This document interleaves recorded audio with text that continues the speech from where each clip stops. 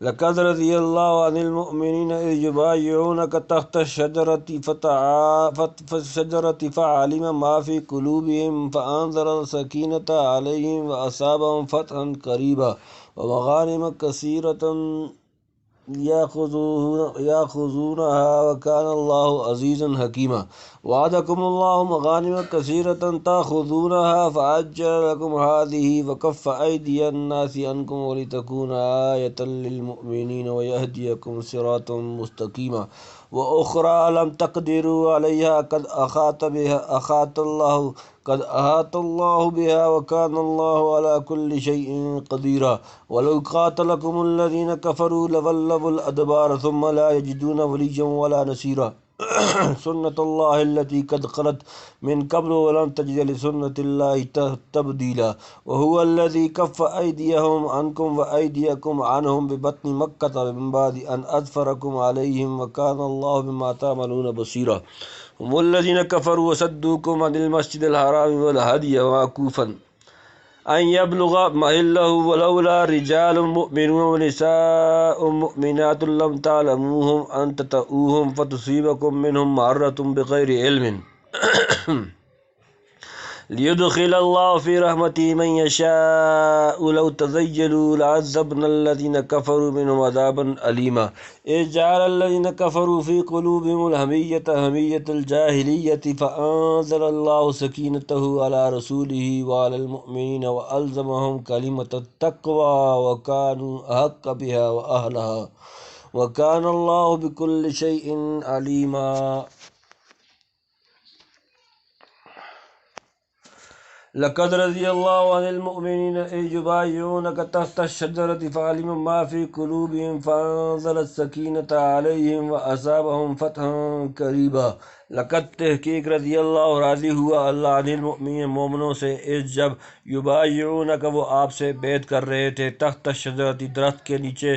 فعلم سو اس نے معلوم کر لیا ما فی قلوبہم جو ان کے دلوں میں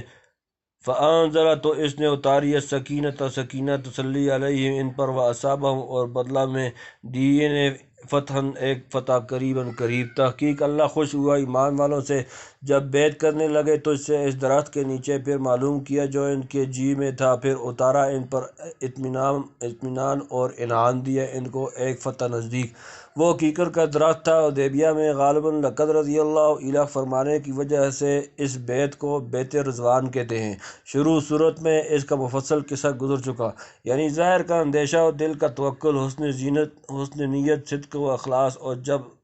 جب اسلام وغیرہ تنبیہ عموماً مفسرین نے ما فی قلوبہم سے یہی مراد لیا ہے مگر ابو حیان کہتے ہیں کہ صلح اور شرائط صلح کی طرف سے دلوں میں جو رنج و غم اور اضطراب تھا وہ مراد ہے اور آگے فانزل السکینۃ علیہم اس پر زیادہ چسپاں ہوتا ہے واللہ عالم ومغانم کثیرۃ یاخذونها وکان اللہ عزیزا حکیما ومغانم اور غنیمتیں کثیرۃ بہت سی یاخذونها انہوں نے وہ حاصل کی وکانا اور ہے اللہ عزیزا غالب حکیما حکمت والا اور بہت غنیمتیں جن کو وہ لیں گے اور ہے اللہ زبردست حکمت والا یعنی فتح خیبر جو حدیبیہ سے واپسی کے بعد فوراً مل گئی اور مال غنیمت بہت آیا جس سے صحابہ آسودہ ہو گئے یعنی اپنی زور و حکمت سے حدیبیہ کی کسر یہاں نکال دی اور اسی طرح کا قصہ فتح مکہ اور حنین میں ہوا وعدکم اللہ مغانم کثیرۃ تاخذونها فعجل لکم هذه وکف ایدی الناس عنکم ولتکون آیۃ للمؤمنین ویہدیکم صراطا مستقیما وعدکم وعدہ کیا تم سے اللہ نے مغانم کثیرۃ غنیمتیں کثرت سے تاخذونها تم لوگ انہیں فعجل تو جلد دے دی اس نے تمہیں لکم تمہیں هذه یہ وکف اور روک دیے ایدی الناس ہاتھ لوگوں کے عنکم تم سے ولتکون آیۃ اور تاکہ ہو ایک نشانی للمؤمنین مومنوں کے لیے یہدیکم اور وہ ہدایت دے تمہیں صراطاً ایک راستہ مستقیما سیدھا وعدہ کیا ہے تم سے اللہ نے بہت غنیمتوں کا کہ تم ان کو لو سو جلدی پہنچا دی تم کو یہ غنیمت اور روک دیا لوگوں کے ہاتھوں کو تم سے اور تاکہ ایک نمونہ ہو قدرت کا مسلمانوں کے واسطے اور چلائے تم کو سیدھی راہ یعنی آئے چل کے بے شمار غنیمتیں ملنے والی ہیں ان نے کا یہ ایک حصہ غزوہ خیبر میں دلوا دیا یعنی عام لڑائی نہ ہونے دی اور حدیبیہ یا خیبر میں کفار کے ہاتھوں سے تم کو کچھ ضرور کچھ ضرر نہ پہنچنے دیا، اور تمہاری غیبت میں تمہارے اہل ویال وغیرہ بھی پر کوئی دست درازی نہ کر سکا۔ یعنی مسلمان سمجھیں کہ اللہ کی قدرت کیسی ہے اور ان کا درجہ اس کے ہاں کیا ہے، اور یہ کہ اسی طرح آئندہ کے وعدہ بھی پورے ہو کر رہیں گے، یعنی اللہ کے وعدوں پر وثوق اور اس کی لامحدود قدرت پر بھروسہ ہوگا تو اور زیادہ طاعت و فرمانبرداری کی ترغیب ہوگی۔ یہی سیدھی راہ ہے۔ وَأُخْرَى لَمْ تَقْدِرُوا عَلَيْهَا قَدْ أَحَاطَ اللَّهُ بِهَا وَكَانَ اللَّهُ عَلَى كُلِّ شَيْءٍ قَدِيرًا۔ وَأُخْرَى اور ایک اور فتح، لم تقدروا تم نے قابو نہیں پایا، علیہ اس پر، قد احاط اللہ گھیر رکھا ہے اللہ نے، بہا اس کو، وکان اللہ اور ہے اللہ، علی کل شیء ہر شے پر، قدیرن قدرت رکھنے والا۔ اور ایک فتح اور جو تمہارے بس میں نہ آئی وہ اللہ کے قابو میں ہے، اور اللہ ہر چیز کر سکتا ہے۔ یعنی اس بیت کے انعام میں فتح خیبر دی، اور مکہ کی فتح جو اس وقت ہاتھ نہ لگی وہ بھی مل ہی چکی ہے، کیونکہ اللہ نے اس کا وعدہ کر لیا، اور فی الحقیقت عالم اسباب میں وہ نتیجہ اسی صلح حدیبیہ کا ہے۔ وَلَوْ قَاتَلَكُمُ الَّذِينَ كَفَرُوا لَوَلَّوُا الْأَدْبَارَ ثُمَّ لَا يَجِدُونَ وَلِيًّا وَلَا نَصِيرًا۔ وَلَوْ قَاتَلَكُمْ اور اگر تم سے لڑتے، الَّذِينَ وہ جنہوں نے کفر کیا، کافر، لَوَلَّوْا البتہ وہ پھیرتے، الْأَدْبَارَ پیٹھ، جمع، ثُمَّ لَا يَجِدُونَ پھر وہ نہ پاتے، وَلِيًّا کوئی دوست، وَلَا نَصِيرًا اور نہ کوئی مددگار۔ اور اگر لڑتے تم سے کافر تو پھیرتے پیٹھ، پھر نہ پاتے کوئی حمایتی اور نہ مددگار، یعنی لڑائی ہوئی تو تم ہی غالب رہتے، اور کفار پیٹھ پھیر کر بھاگتے، کوئی مدد کر کے ان کو آفت سے نہ بچا سکتا، مگر اللہ کی حکمت اسی کو مقتضی ہوئی کہ فی الحال صلح ہو جائے، اور اس کی عظیم الشان برکات سے مسلمان مستفید ہوں۔ سنت اللہ التی قد خلت من قبل ولن تجد لسنت اللہ تبدیلا۔ سنت اللہ اللہ کا دستور، التی وہ جو قد خلت گزر چکا، من قبل اس سے قبل، ولن اور ہرگز نہ تجد تم پاؤ گے، لسنت اللہ اللہ کا دستور تبدیلا کوئی تبدیلی، رسم پڑی ہوئی اللہ کی جو چلی آتی ہے پہلے سے، اور تو ہرگز نہ دیکھے گا اللہ کی رسم کو بدلتے۔ یعنی جب اللہ حق اور باطل کا کسی فیصلہ کن موقع پر مقابلہ ہو جائے تو آخرکار اہل حق غالب اور اہل باطل مغلوب و مقہور کیے جاتے ہیں۔ یہی عادت اللہ کی ہمیشہ سے چلی آتی ہے، جس میں کوئی تبدل و تغیر نہیں۔ ہاں یہ شرط ہے کہ اہل حق بحیات مجموعی پوری طرح حق پرستی قائم رہیں۔ اور بعض نے ولن تجد لسنت اللہ تبدیلا، سورۃ نمبر 48 سورۃ الفتح آیت نمبر 23 کے معنی یوں کیے ہیں کہ اللہ کی عادت کوئی دوسرا نہیں بدل سکتا، یعنی کسی اور کوئی کو قدرت نہیں کہ وہ کام نہ ہونے دے جو سنت اللہ کے موافق ہونا چاہیے تھا۔ وَهُوَ الَّذِي كَفَّ أَيْدِيَهُمْ عَنْكُمْ وَأَيْدِيَكُمْ عَنْهُمْ بِبَطْنِ مَكَّةَ مِنْ بَعْدِ أَنْ أَظْفَرَكُمْ عَلَيْهِمْ وَكَانَ اللَّهُ بِمَا تَعْمَلُونَ بَصِيرًا۔ وَهُوَ اور وہ، الَّذِي كَفَّ جس نے روکا، أَيْدِيَهُمْ ان کے ہاتھ، عَنْكُمْ تم سے، وَأَيْدِيَكُمْ اور تمہارے ہاتھ، عَنْهُمْ ان سے، بِبَطْنِ مَكَّةَ درمیان وادی مکہ میں، مِنْ بَعْدِ اس کے بعد، ان کے، أَظْفَرَكُمْ فتح مند کیا تمہیں، عَلَيْهِمْ ان پر، وَكَانَ اللَّهُ اور ہے اللہ، بِمَا تَعْمَلُونَ جو کچھ تم کرتے ہو اسے، بصیراً دیکھنے والا۔ اور وہ یہ جس نے روک رکھا ان کے ہاتھوں کو تم سے اور تمہارے ہاتھوں کو ان سے، بیچ شہر مکہ کے، بعد اس کے کہ تمہارے ہاتھ لگا دیا ان کو، اور ہے اللہ جو کچھ تم کرتے ہو دیکھتا۔ مشرکین کی کچھ ٹولیاں حدیبیہ پہنچی تھیں کہ موقع پا کر حضور صلی اللہ علیہ وآلہ وسلم کو شہید کر دیں یا اکیلے مسلمان کو ستائیں۔ چنانچہ کچھ چھیڑ چھاڑ بھی کی کہ بلکہ ایک مسلمان کو قتل بھی کر ڈالا، اور اشتعال انگیز کلمات بکتے پھرے۔ آخر صحابہ رضوان اللہ تعالیٰ اجمعین نے ان کو زندہ گرفتار کر کے نبی کریم صلی اللہ علیہ وآلہ وسلم کے حضور میں پیش کر دیا۔ آپ صلی اللہ علیہ وآلہ وسلم نے ان کو معاف فرما دیا اور کچھ انتقام نہیں لیا۔ آیا ھذا میں اس قسم کے واقعات کی طرف اشارہ ہے، اور ببطن مکہ بیچ شہر مکہ کے، یعنی شہر کے قریب، گویا شہر کا بیچ ہی سمجھو، یعنی ان کی شرارتیں اور تمہارا عفو و تحمل سب کچھ اللہ دیکھ رہا ہے۔ هم الذين كفروا وصدوكم عن المسجد الحرام والهدي معكوفا أن يبلغ محله ولولا رجال مؤمنون ونساء مؤمنات لم تعلموهم أن تطؤوهم فتصيبكم منهم معرة بغير علم ليدخل الله في رحمته من يشاء لو تزيلوا لعذبنا الذين كفروا منهم عذابا أليما۔ ہم وہ یہ الذین کفروا جنہوں نے کفر کیا وصدوکم اور تمہیں روکا عن سے المسجد الحرام مسجد حرام والہدی اور قربانی کے جانور معکوفاً رکے ہوئے ان یبلغ کہ وہ پہنچے محلہ اپنا مقام ولولا رجال اور اگر نہ کچھ مرد مومنون مومن جمع و نساء اور عورتیں مومنات مومن جمع لم تعلموہم تم نہیں جانتے انہیں ان کے تطؤہم تم ان کو پامال کر دیتے فتصیبکم پس تمہیں پہنچ جاتا منہم ان سے معرۃ صدمہ نقصان بغیر علم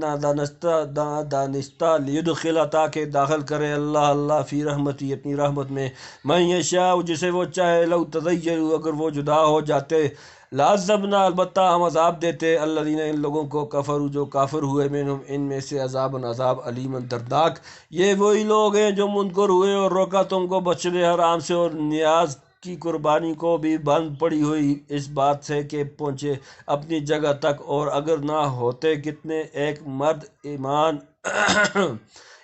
والے اور کتنی عورتیں ایمان والیاں جو تم کو معلوم نہیں یہ خطرہ کہ تم ان کو پیش ڈالتے پھر تم ان کی وجہ سے خراب پڑ جاتی بے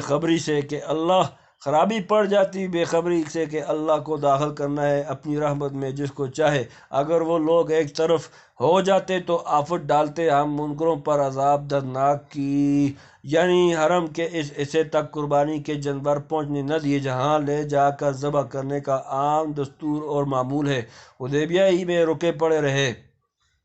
یعنی کچھ مسلمان مرد اور عورت جو مکہ میں مظلوم و مقہور تھے اور مسلمان ان کو پوری طرح جانتے نہ تھے وہ لڑائی میں بے خبری سے پیش دیے جائیں گے اگر یہ خطرہ نہ ہوتا تو فی الحال لڑائی کا حکم دے دیا جاتا لیکن ایسا ہوتا تو تم خود اس قومی نقصان پر متاسف ہوتے اور کافروں کو یہ کہنے کا موقع ملتا کہ دیکھو مسلمانوں کو بھی نہیں چھوڑتے اس خرابی کے باعث لڑائی موقوف رکھی گئی تاکہ وہ مسلمان محفوظ رہیں اور تم پر اس بے مثال صبر و تحمل کی بدولت خدا اپنی رحمت نازل فرمائے نیز کافروں میں